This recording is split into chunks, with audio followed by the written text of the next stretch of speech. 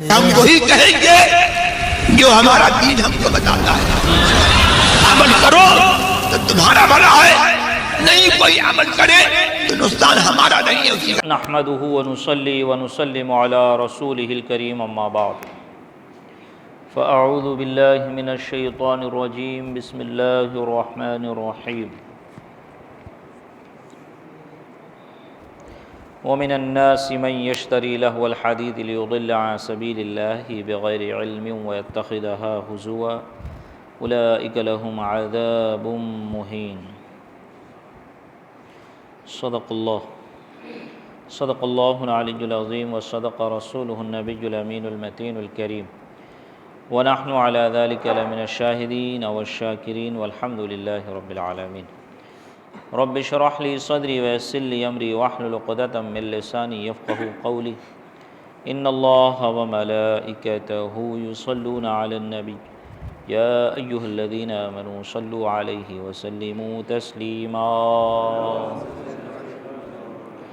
اللهم صل على سيدنا ومولانا محمد معدن الجود والكرم وآله وبارك وسلم صلاة وسلام عليك يا رسول الله صلی اللہ تعالیٰ علیہ وبارک وسلم تسلیما دائما ابدا.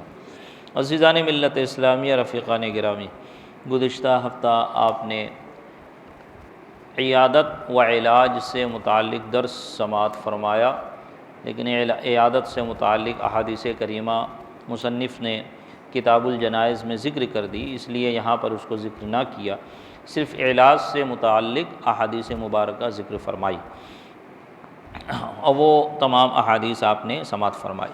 یہاں ایک دو مسئلہ جو ضروری ہے وہ بیان کر کے پھر جو جس کا میں نے اعلان کیا یعنی لہو لعب سے متعلق اس سے متعلق درس ہوگا کہ اولاً تو دیکھیں کہ مریض کی عیادت کرنا یہ سنت ہے.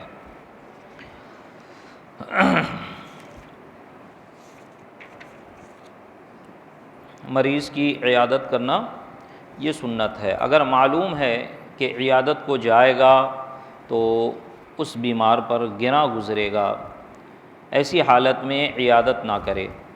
عیادت کو جائے اور مرض کی سختی دیکھے تو مریض کے سامنے یہ ظاہر نہ کرے کہ تمہاری حالت خراب ہے، بلکہ اس کو دلاسا دے، اس کو دعا دے. یہ عیادت سے متعلق جو احادیث کریمہ کتاب الجنائز میں انہوں نے ذکر کی ہے، اس میں ان سب باتوں کا حدیث میں نبی پاک صلی اللہ علیہ وسلم نے ذکر کیا ہے.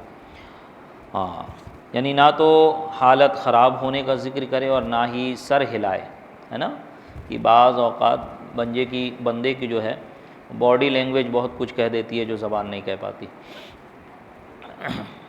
نہ سر ہلائے جس سے حالت کا خراب ہونا سمجھا جاتا ہے.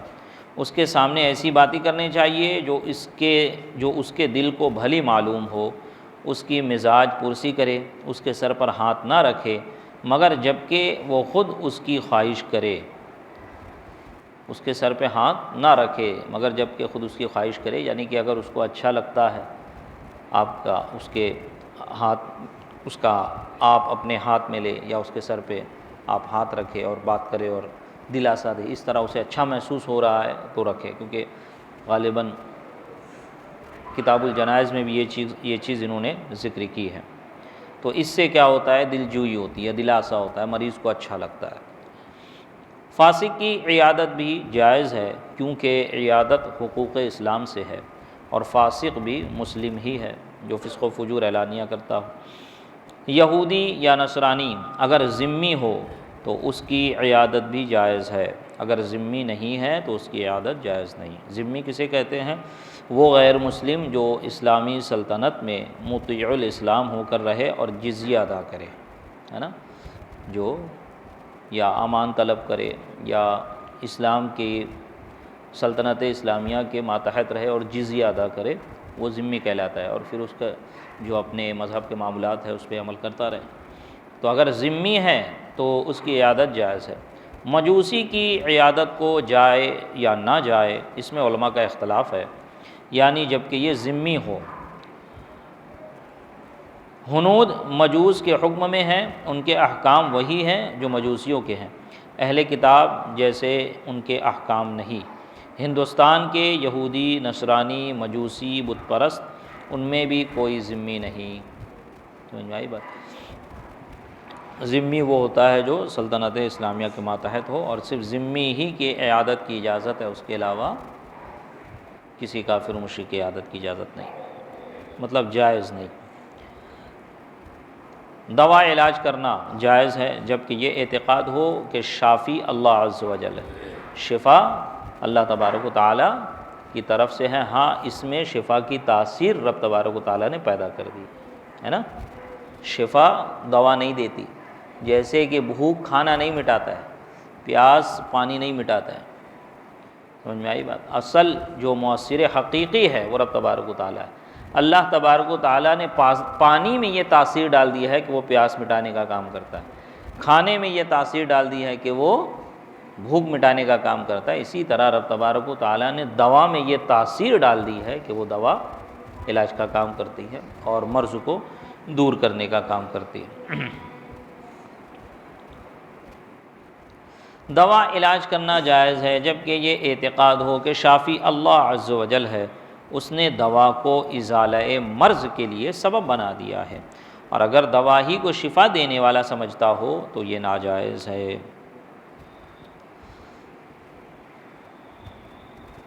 اور پھر گزشتہ ہفتہ آپ نے حدیث شریف سماعت فرمائی ہوگی، اسی سے متعلق یہ پورے یہاں پہ 2-3 بڑے بڑے مسئلے بیان ہو رہے ہیں، لیکن فی زمانے نا اس میں کچھ تبدیلی ہے.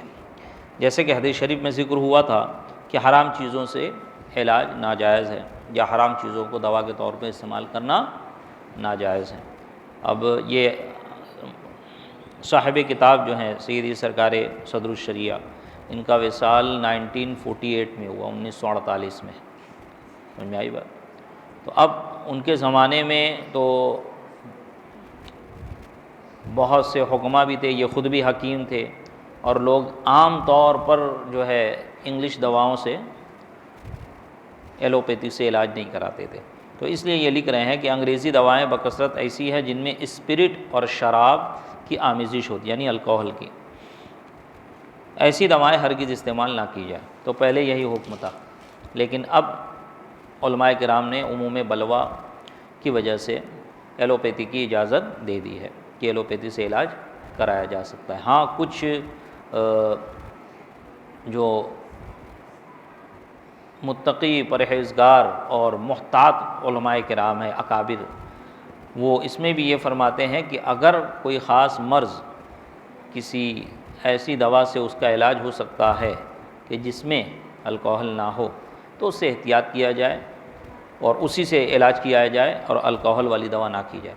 ورنہ عام جو ہے اب ایلوپیتھی کی اجازت، جو ڈاکٹر سے ہم جا کے دوائیں لیتے ہیں، اس کی اجازت عند شرع ہو گئی ہے عموم بلوا کی وجہ سے، کیونکہ عام و خاص اب اس دوا کو استعمال کر رہا ہے اور اس سے علاج بھی ہو رہا ہے.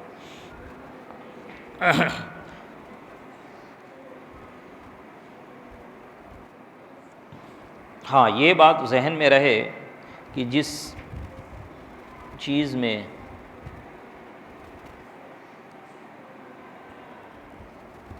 یا جس دوا میں الکوہل ہے نا، بالخصوص دوا میں، تو اس میں اتنا احتیاط ضرور رکھیں کہ دوا اگر لکوڈ والی ہے تو وہ بدن پہ نہ گرے، ہے نا، کپڑے میں نہ گرے، اگر گرے تو اسے صاف کر لیں، کیونکہ علاج کرنا الگ چیز ہے، بدن پہ لگنا الگ چیز ہے نا.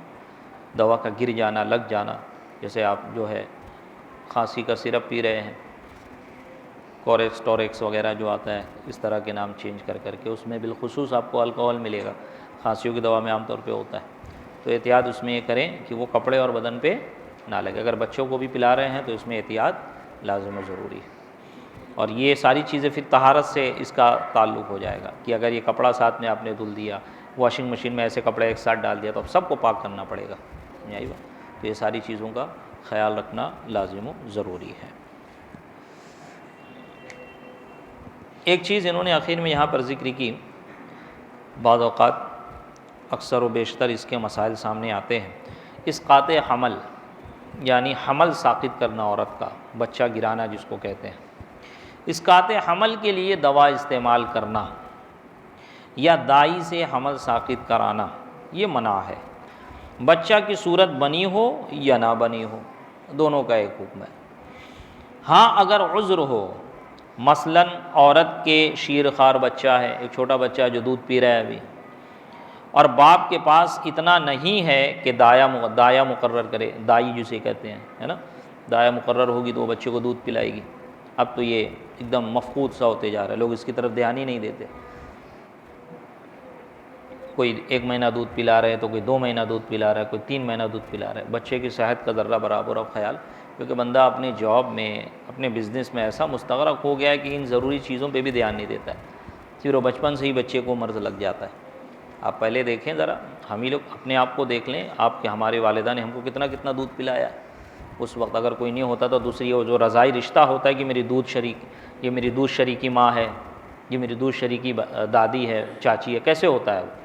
یہ اسی وقت ہوتا ہے نا بندہ جب دوسری عورت کا دودھ پیتا ہے، بچہ جب دوسری عورت کا دودھ پیتا ہے، بندہ نہیں۔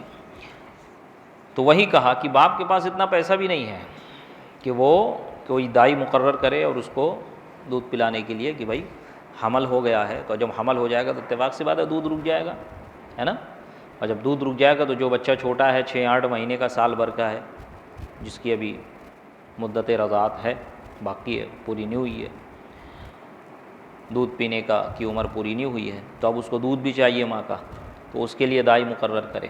اب اگر دائی مقرر کرنے کا اس کے پاس پیسہ نہیں ہے، یا دایا دستیاب نہیں ہوتی اور حمل سے دودھ خشک ہو جائے گا اور بچے کے ہلاک ہونے کا اندیشہ ہے، تو اس مجبوری سے حمل ساقط کیا جا سکتا ہے۔ سمجھ آئی بات؟ اس مجبوری میں اب حمل ساقط کیا جا سکتا ہے، بشرط یہ کہ اس کے اعضا نہ بنے ہوں، یعنی 120 دن نہ ہوئے ہو، 4 مہینے میں اعضا بن کے تیار ہو جاتے ہیں، ہے نا، بشرط یہ کہ اس کے اعضا نہ بنے ہوں اور اس کی مدت 120 دن ہے۔ تو اس کا خاص خیال رکھے۔ بعض اوقات ہوتا ہے کہ معلوم پڑ جاتا ہے کہ بچہ جو ہے وہ پیٹ میں خراب ہو گیا ہے، یا یہ کہ کچھ عورت کو جان کا خطرہ لاحق ہو گیا ہے، تو اس طرح کا جب عذر ہوگا جو شریعت جس کو عذر مانے گی، تو اس وقت اسقاط حمل کی اجازت ہوگی۔ تو لہٰذا جب کسی کے ساتھ ایسا معاملہ پیش آئے یا ڈاکٹر ایسا مشورہ دے تو پہلے علماء کرام کی طرف رجوع کیا جائے، اس کے بعد اس پر عمل کیا جائے، ٹھیک ہے۔ خطبہ مسنونہ کے بعد میں نے جس آیت کریمہ کی تلاوت کا شرف حاصل کیا، اللہ تبارک و تعالی اس میں ارشاد فرماتا ہے، وَمِنَ النَّاسِ مَن يَشْتَرِي لَهْوَ الْحَدِيثِ لِيُضِلَّ عَن سَبِيلِ اللَّهِ بِغَيْرِ عِلْمٍ وَيَتَّخِذَهَا هُزُوًا أُولَٰئِكَ لَهُمْ عَذَابٌ مُّهِينٌ۔ یہ لہو لعب کا بیان ہے۔ لہو لعب کا معنی ہوتا ہے کھیل، لہو معنی ہوتا ہے بیکار، بیکار کاموں میں پڑا رہنا، کھیل کود میں مست رہنا، تضیع اوقات۔ اسی لیے اسلام میں وقت ضائع کرنا حرام ہے۔ سمجھ میں آئی بات؟ آج جو چیزیں اسلام نے اپنے ماننے والوں کو سکھائی ہے وہ غیر اپنائے ہوئے ہیں۔ جا کے دیکھیں جتنے بھی کامیاب انسان ہیں دنیا میں فی الوقت، مسلمانوں کو سائڈ میں رکھیں، مسلمانوں کے علاوہ جتنے بھی کامیاب انسان ہیں ان کے اندر دیکھ لیجئے وہ ساری باتیں پائی جائیں گی جو ایک کامیاب انسان کے لیے اسلام نے ذکر کی ہے۔ وہ جلدی سوتے ہیں، جلدی اٹھتے ہیں، صحت کا خیال رکھتے ہیں، کھانا اتنا ہی کھاتے ہیں جتنا جسم کے لیے فائدہ مند ہے، کھانا کھانے کا انہوں نے وقت متعین کیا ہوا ہے، گھومنے کے لیے وقت متعین کیا ہوا ہے، سیر و تفریح کے لیے وقت متعین کیا ہوا ہے، بزنس کے لیے وقت متعین کیا ہوا ہے۔ اسلام کیا کہتا ہے؟ اسلام کہتا ہے عبادت کرو، اس کے بعد زیادہ سے زیادہ عبادت کرو، اس کے بعد اس کے حلال تلاش کرو، بچوں کی پرورش کرو، ان کی تربیت کرو، لہو لعب میں مت پڑو، کھیل کود میں مت جاؤ، تضیع اوقات مت کرو۔ آپ دیکھیں ان کے پاس اتنا ٹائم نہیں ہے کہ وہ بیٹھ کے گیم کھیلے، اور آج عام طور پر ہمارے مسلمان نوجوان ہوں، بچے ہوں، بوڑھے ہوں، جس کے ہاتھ میں موبائل ہے آپ دیکھو وہ گیم کھیلتے ہوئے بیٹھا ہوا ہے۔ تضیع اوقات، وقت کا ضائع کرنا اسلام میں اس کی اجازت اسلام نہیں دیتا۔ تو لہو لعب یہ جو ہے اللہ تبارک اس سے متعلق انہوں نے یہ باب باندھا اور اس کا بیان ذکر کر رہے ہیں۔ اس میں شروع میں انہوں نے آیت کریمہ سورہ لقمان کی آیت نمبر 6 لے کے آئی۔ اللہ تبارک و تعالیٰ ارشاد فرماتا ہے، اور کچھ لوگ کھیل کی باتیں خریدتے ہیں اللہ عز و جل کی راہ سے بہکا دیں، بے سمجھے اور اسے ہنسی بنا لیں ان کے لیے ذلت کا عذاب ہے۔ ترمذی و ابو داؤد و ابن ماجہ نے عقبہ بن عامر رضی اللہ تعالیٰ عنہ سے روایت کی کہ رسول اللہ صلی اللہ علیہ وسلم نے فرمایا، جتنی چیزوں سے آدمی لہو کرتا ہے سب باطل ہے، مگر کمان سے تیر چلانا اور گھوڑے کو ادب دینا اور زوجہ کے ساتھ ملاعبت، کہ یہ تینوں یہ حق ہیں، یہ تینوں کی اجازت ہے، یہ تین کھیل کی اجازت ہے، بس اس کے علاوہ اسلام میں اجازت نہیں۔ امام احمد و مسلم و ابو داؤد و ابن ماجہ نے بریدہ رضی اللہ تعالیٰ عنہ سے روایت کی کہ رسول اللہ صلی اللہ علیہ وسلم نے فرمایا، جس نے نرد شیر کھیلا گویا سور کے گوشت و خون میں اپنا ہاتھ ڈالا۔ نرد شیر یہ اس کو چوسر بھی کہتے ہیں، یہ چیس کی طرح ایک گیم ہوتا ہے، جس میں بادشاہ ہوتا ہے اور پیادے ہوتے ہیں۔ ایک تو چیس ہوتا ہے، چیس کی طرح ایک، اور دوسرا کھیل ہوتا ہے، اور چیس کی بھی یعنی شطرنج جسے کہتے ہیں اس کے لیے بھی ممانعت آئے، انشاءاللہ آگے اس حدیث کو ذکر کریں گے کہ جس نے نرد شیر کھیلا گویا سور کے گوشت و خون میں اپنا ہاتھ ڈال دیا۔ دوسری روایت ابو موسیٰ رضی اللہ تعالیٰ عنہ سے ہے کہ اس نے اللہ و رسول عز و جل و صلی اللہ تعالیٰ علیہ وآلہ وسلم کی نافرمانی کی۔ امام احمد نے ابو عبد الرحمن خطمی رضی اللہ تعالیٰ عنہ سے روایت کی کہ رسول اللہ صلی اللہ علیہ وسلم نے فرمایا، جو شخص نرد کھیلتا ہے پھر نماز پڑھنے اٹھتا ہے، اس کی مثال اس شخص کی طرح ہے جو پیپ اور سور کے خون سے وضو کر کے نماز پڑھنے کھڑا ہوتا ہے۔ دیلمی نے ابن عباس رضی اللہ تعالی عنہما سے روایت کی، رسول اللہ صلی اللہ تعالی علیہ وسلم نے فرمایا، اصحاب شاہ جہنم میں ہیں جو یہ کہتے ہیں کہ میں نے تیرے بادشاہ کو مار ڈالا۔ اس سے مراد شطرنج کھیلنے والے ہیں جو بادشاہ پر شہ دیا کرتے ہیں اور مات کرتے ہیں، کہ شطرنج بھی یہ اسلام میں حرام ہے۔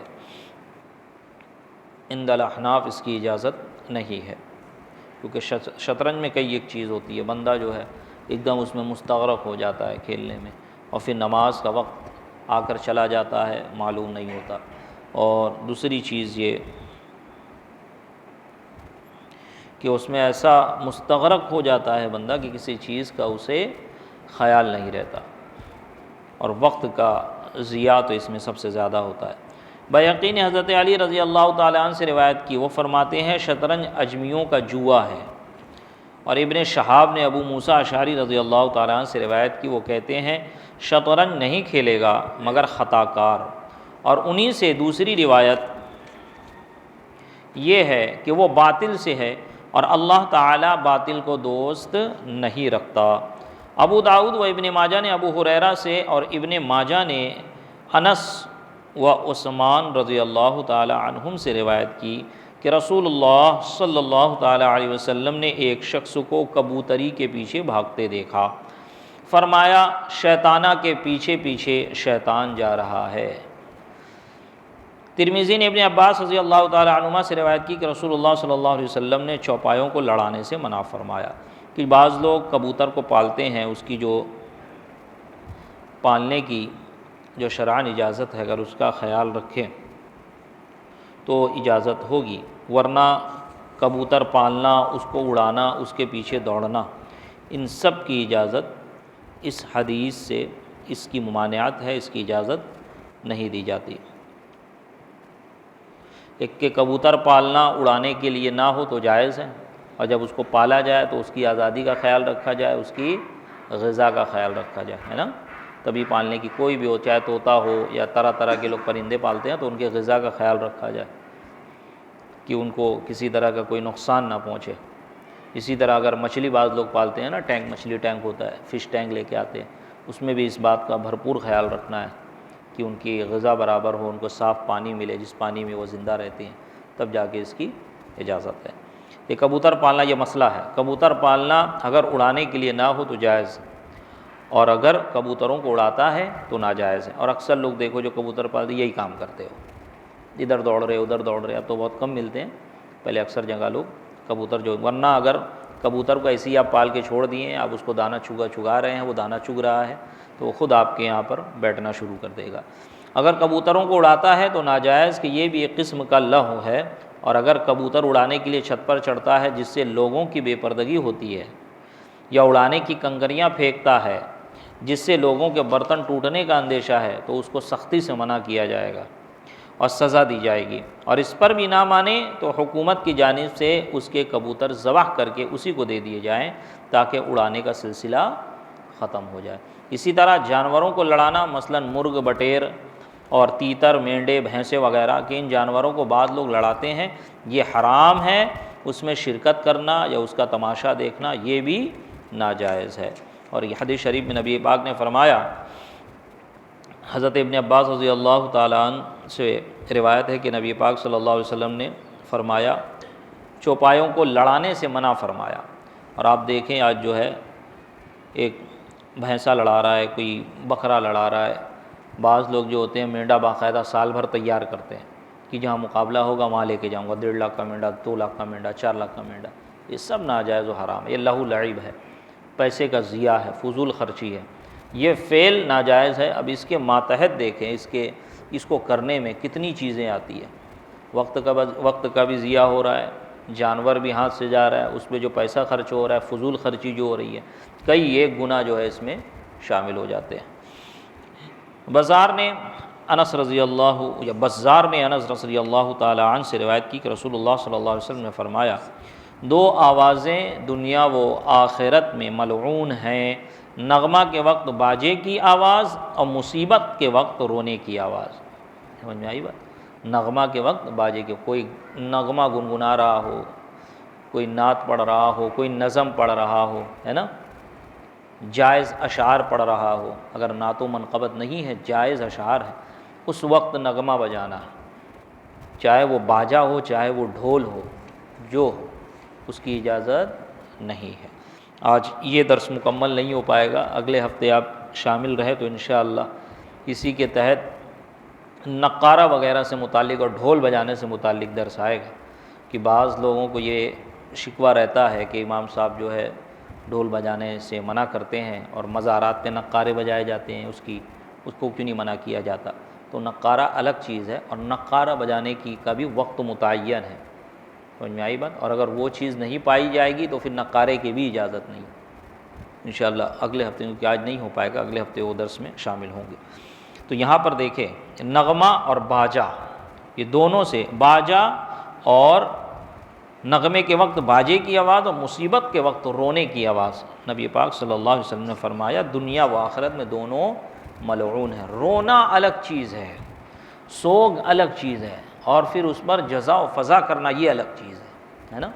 کتاب الجنائز میں اس سے متعلق احادیثیں گزری کہ بندہ کپڑا پھاڑ لے، چلا چلا کے روئے، نہیں، صبر کرے، روئے، آنسو نکلے، ہلکی سی آواز نکلے، دوسری بات ہے، لیکن جزا فضا کرنا، چلا چلا کے رونا، رونے میں آواز نکالنا، یہ سب مصیبت کے وقت۔ چوٹ لگ جائے تو دوسری بات ہے، تکلیف ہو جائے، درد سے کرا رہا ہے تو دوسری بات ہے، مصیبت کسی طرح کی پہنچی ہے تو اس پہ صبر کیا جائے، ٹھیک ہے۔ بیہقی نے جابر رضی اللہ عنہ سے روایت کہ رسول اللہ صلی اللہ علیہ وسلم نے فرمایا کہ گانے سے دل میں نفاق اگتا ہے، جس طرح پانی سے کھیتی اگتی ہے۔ پانی سے کھیتی کتنی اسپیڈ اگتی ہے؟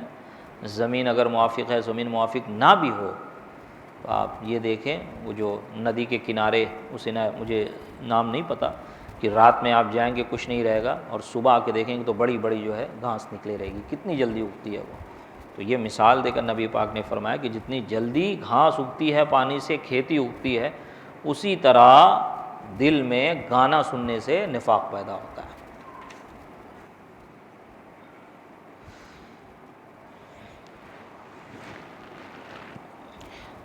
طبرانی نے ابن عمر رضی اللہ تعالی عنہما سے روایت کی کہ رسول اللہ صلی اللہ علیہ وسلم نے گانے سے اور گانا سننے سے اور غیبت سے اور غیبت سننے سے اور چغلی کرنے اور چغلی سننے سے منع فرمایا کہ یہ سب ناجائز و حرام ہے۔ بیہقی نے ابن عباس رضی اللہ تعالی عنہما سے روایت کی کہ رسول اللہ صلی اللہ علیہ وسلم نے فرمایا کہ اللہ تعالیٰ نے شراب اور جوا اور کوبہ یعنی ڈھول حرام کیا، اور فرمایا ہر نشہ والی چیز حرام ہے۔ ابو داؤد نے حضرت عائشہ رضی اللہ تعالی عنہا سے روایت کی، کہتی ہیں میں گڑیا کھیلا کرتی تھی، اور کبھی رسول اللہ صلی اللہ علیہ وسلم ایسے وقت تشریف لاتے کہ لڑکیاں میرے پاس ہوتی، جب حضور صلی اللہ علیہ وسلم تشریف لاتے لڑکیاں چلی جاتیں، اور جب حضور صلی اللہ علیہ وسلم چلے جاتے لڑکیاں واپس آ جاتی، کیونکہ آپ کی عمر کم تھی تو آپ بچیوں کے ساتھ کھیلا کرتی تھی۔ صحیح بخاری و مسلم میں حضرت عائشہ رضی اللہ تعالیٰ عنہ سے مروی کہتی ہیں میں نبی کریم صلی اللہ علیہ وسلم کے یہاں گڑیوں سے کھیلا کرتی تھی، اور میرے ساتھ چند دوسری لڑکیاں بھی کھیلتیں، جب حضور صلی اللہ تعالیٰ علیہ وسلم تشریف لاتے وہ چھپ جاتیں، حضور صلی اللہ علیہ وسلم ان کو میرے پاس بھیج دیتے، وہ میرے پاس آ کر کھیلنے لگتیں۔ ابو داؤد نے حضرت عائشہ صدیقہ رضی اللہ تعالیٰ عنہا سے روایت کی کہ کہتی ہیں کہ رسول اللہ صلی اللہ علیہ وسلم غزوہ تبوک یا خیبر سے تشریف لائے، اور ان کے طاق پر گڑیاں تھیں اور پردہ پڑا ہوا تھا، ہوا چلی اور پردہ کا کنارہ ہٹ گیا، حضرت عائشہ رضی اللہ تعالی عنہا کی گڑیاں دکھائی دیں، حضور صلی اللہ علیہ وسلم نے فرمایا عائشہ یہ کیا ہے؟ عرض کی میری گڑیا ہے۔ ان گڑیوں کے درمیان میں کپڑے کا ایک گھوڑا تھا جس کے 2 بازو تھے، حضور صلی اللہ علیہ وسلم نے اس گھوڑے کی طرف اشارہ کر کے فرمایا کہ گڑیوں کے بیچ میں یہ کیا ہے؟ عرض کی یہ گھوڑا ہے۔ ارشاد فرمایا گھوڑے کے یہ کیا ہیں؟ عرض کی یہ گھوڑے کے بازو ہیں۔ ارشاد فرمایا گھوڑے کے لیے بازو؟ حضرت عائشہ رضی اللہ تعالیٰ نے عرض کی کہ آپ نے نہیں سنا ہے کہ حضرت سلیمان علیہ السلام کے گھوڑوں کے بازو تھے؟ حضور صلی اللہ علیہ وسلم نے یہ سن کر تبسم فرمایا۔ حضرت عائشہ صدیقہ رضی اللہ تعالیٰ عنہا کی عمر جو ہے نبی پاک صلی اللہ علیہ وسلم کی شادی کے وقت کم تھی، اور جب آپ کی رخصتی ہوئی ہے اس وقت غالباً 9 سال یا 11 سال اس طرح کی، یا 9 یا 11 کے درمیان میرے ذہن میں جو ہے عمر تھی۔ اور یہ حدیث جو ہے اس سے آپ یہ نہ سوچیں کہ گڑیا اس طرح کی گڑیا تھی جو آج کے زمانے میں ہوتی، نہیں، یہ اس وقت کی گڑیا تھی، کپڑوں کے کھلونے تھے اور اس میں کوئی تصویر نہیں بنی ہوئی ہوتی۔ ان احادیث کی تشریح میں یہ چیز ذکر کی جاتی ہے۔ اور جہاں پر تصویر کا ذکر بھی آتا ہے کہ حضرت عائشہ صدیقہ رضی اللہ تعالی عنہا کے گھر میں غالباً پردہ تھا، یا یہ کہ کوئی تصویر کی چیز تھی، تو جب پردہ تھا تو پردے سے متعلق نبی پاک صلی اللہ علیہ وسلم نے فرمایا کہ عائشہ اس کو ہٹا دو، کہ اس پہ تصویر بنی ہوئی ہے، اور تصویر جس گھر میں ہوتی ہے اس میں فرشتے اور رحمت کا نزول نہیں آتا، رحمت کے فرشتے نہیں آتے۔ اور جن احادیث میں یہ ذکر ملتا ہے کہ وہ پڑے ہوئے تھے اور نبی پاک نے اس کی طرف توجہ نہیں دی، یہ میرے علم میں نہیں ہے اور میں نے پڑھا بھی نہیں، لیکن جو لوگ تصویر کے جائز ہونے کے قائل ہیں وہ غالباً اس کا ذکر کرتے ہیں۔ تو اس میں وہ تصویر جو ہے ایسی جگہ پڑی ہوئی تھی، اہانت کی جگہ پڑی ہوئی تھی، جیسے مثال کے طور پر جہاں کچرا پھینکا جاتا ہو، جہاں چپل اتارا جاتا ہو، جہاں بیٹھنا، یا جہاں پر بندہ اپنا ساز و سامان نہیں رکھتا بلکہ اس میں اہانت کی جگہ ہو، پڑی ہوئی، نیچے پڑی ہوئے رہنا۔ اسی لیے جو تصویر کا حکم ہے نماز کی حالت میں کہ بندے کے سامنے تصویر ہو، اور تصویر کھلی ہوئی ہو، جس کمرے میں بندہ نماز پڑھ رہا ہے وہاں پہ تصویر ہو، تو جس طرف وہ تصویر ہوگی، تصویر کس ہیئت پہ ہے اور کس جگہ ہے، اس لحاظ سے مسئلہ بدلتے جاتا ہے۔ اگر سامنے ہے تو زیادہ حرمت ہے، پیچھے ہے تو ذرا کم حرمت ہے، اوپر ہے تو اور زیادہ حرمت ہے، کیونکہ اوپر ہے تو اوپر تعظیم کے لیے ہے نا۔